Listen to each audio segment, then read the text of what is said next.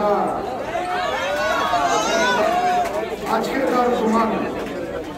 35 দিন আগে থেকে শুরু হওয়া আন্দোলন, লালবাজারে সিপিএম পদত্যাগ চাওয়া, এখানে এসে ডিএমই ডিএচএস প্রিন্সিপাল হেলথ সেক্রেটারির পদত্যাগ চাওয়া, আজকে নালা থানার ওসি গ্রেপ্তার, তার মধ্যে একটা স্ট্যাম্প মেরেছে আমাদের পুলিশ কমিশনার মিস্টার বিনীত গোয়েল আসলে একটি ফেলিয়ার এবং তাকে পদত্যাগ দিতে হবে।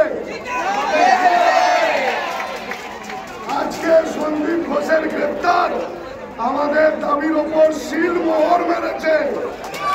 স্বাস্থ্য ভবন, স্বাস্থ্য পরিষেবা, স্বাস্থ্য সিন্ডিকেট পুরোপুরি দুর্নীতিগ্রস্ত হয়েছে, ভেঙে পড়েছে। এই স্বাস্থ্যের মজা ভাঙার জন্য যারা দায়ী তাদেরকে পদত্যাগ দিতে হবে।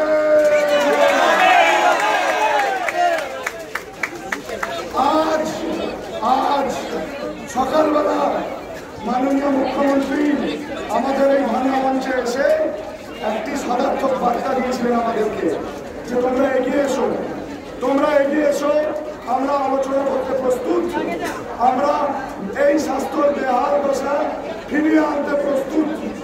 আমরা বিকেল 6টার সময় আমাদেরকে কালীঘাট ডাকা হলো, না নবান্ন নয়, স্টেট সেক্রেটারিয়েট নয়।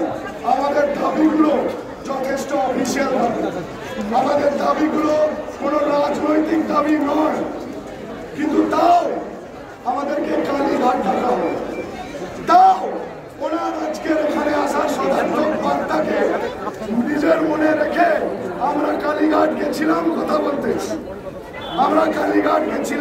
বলতে, লাইভ ট্রান্সমিশন চাইনি, দ্বিপাক্ষিক ভিডিও রেকর্ডিং থেকেও সরে এসেছিলাম। খালি চেয়েছিলাম তোমার ভিডিও হবে, আমার একটা লোক তোমার সাথে বসবে, মিটিং শেষে ভিডিওটা আমার হাতে ধরিয়ে দেবে, খোলা মনে আলোচনা হবে।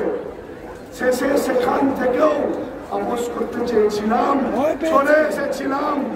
শুধু মিনিটস অফ দ্য মিটিংটাকে নিজের অস্ত্র বানিয়ে আপনাদের সামনে দাঁড়ানোর চেষ্টা করেছিলাম, কিন্তু কি হলো জানেন? শেষে গিয়ে যেটা হলো, আমাদেরকে বার্তা দেওয়া হলো যে ওনারা 3 ঘন্টা অপেক্ষা করে নিয়েছেন। আরে আপনারা 35 দিন অপেক্ষা করেছেন, 4 দিন আছেন। আরে আমি আপনাদেরকে জিজ্ঞেস করছি 3 ঘন্টা কি? 3 ঘন্টা কি তার সামনে? 3 ঘন্টা কি?